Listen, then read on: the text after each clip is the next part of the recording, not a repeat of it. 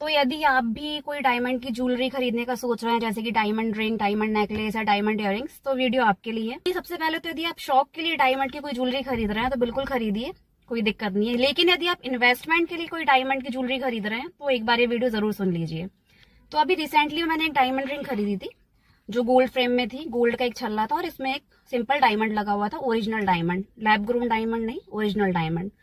तो उसमें जो गोल्ड फ्रेम की जो प्राइस थी, उसमें जो गोल्ड था उस डायमंड रिंग में वो था 10,000 रुपीज का, और उसमें जो डायमंड था वो था 80,000 का।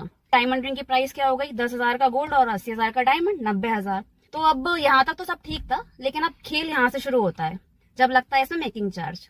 यहाँ पे क्या हो गया, 10,000 का जो गोल्ड है उसके बाद जो 80,000 का डायमंड है, टोटल कितना हो गया 90,000। 80,000 प्लस 10,000, तो यहाँ पे आपका मेकिंग चार्ज कितने पे लगेगा, 90,000 पे।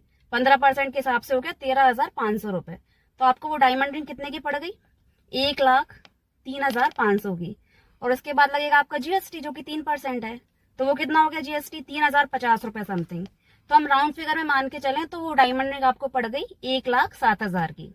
तो जब आप उस डायमंड रिंग को रिटर्न करने जाओगे, आप सोचोगे कि इसमें हमको अच्छा खासा रिटर्न मिल जाएगा, इंक्रीमेंट मिल जाएगा। जो रिंग थी उसमें से मेकिंग चार्ज प्लस जीएसटी हटा के 17,000 रुपए हटा दिए, तो वो रिंग आपकी ओरिजिनल प्राइस क्या होगी, 90,000। जब आप उसको रिटर्न करने जाओगे, प्राइस तो गोल्ड पे बढ़ी है ना, 80,000 का गोल्ड 90,000 का हो गया। डायमंड की तो सेम प्राइस है ना, जो डायमंड आपने जितने में परचेज किया था वो डायमंड उतने ही में ही जाएगा। 80,000 की रेट में जो आपने गोल्ड खरीदा था उस पे वो 90,000 का हो गया। तो उस पे मान के चलो 10,000 के गोल्ड पे आपको 2,000 रुपए का भी हाइक मिल गया, 2,000 रुपए का भी इंक्रीमेंट मिल गया। तो आपका वो गोल्ड की प्राइस कितनी होगी, 12,000 रुपए। तो आपका टोटल पे कितना हो गया, 10,000 का गोल्ड प्लस 80,000 का डायमंड, 90,000 और 2,000 का इंक्रीमेंट। कितने की रिंग पड़ी आपको, 92,000 की, 92,000 की रिंग पड़ी आप, जबकि आपने वो रिंग खरीदी कितने में थी, 1,07,000 में। तो अभी भी आप यहाँ पे देखा जाए तो कोई इंक्रीमेंट नहीं मिला है, इनफैक्ट आप उस लॉस में ही हैं।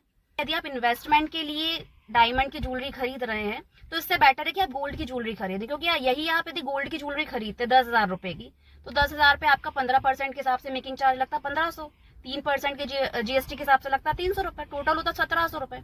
और 2,000 का भी यदि उसमें इंक्रीमेंट मिलता तो आपका वो जो 10,000 का गोल्ड है वो 12,000 का हो जाता। तो उसमें आपको कम से कम थोड़ा बहुत तो इंक्रीमेंट मिलता, और नहीं भी मिलता तो बराबर हो जाता। बट यहाँ डायमंड में क्या हो रहा है, आपको लॉस ही हो रहा है एक तरह से। अब जब डायमंड की जो आपने रिंग खरीदी है उसमें जो गोल्ड की प्राइस है वो बहुत डबल हो जाए, तब कहीं जाके आपको रिटर्न मिलेगा उसमें, तब तक तो नहीं मिलेगा।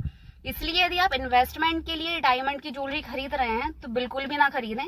इन्वेस्टमेंट के लिए गोल्ड की ज्वेलरी बेस्ट है, इसीलिए बेस्ट है क्योंकि यहाँ पे मेकिंग चार्ज और जीएसटी के साथ सारा खेल हो जाता है, और यहाँ पे आपको रिटर्न उतना नहीं मिलता because of GST and making charge. तो इसलिए आप इन्वेस्टमेंट के लिए करना चाहते हैं तो गोल्ड ज्वेलरी खरीदें।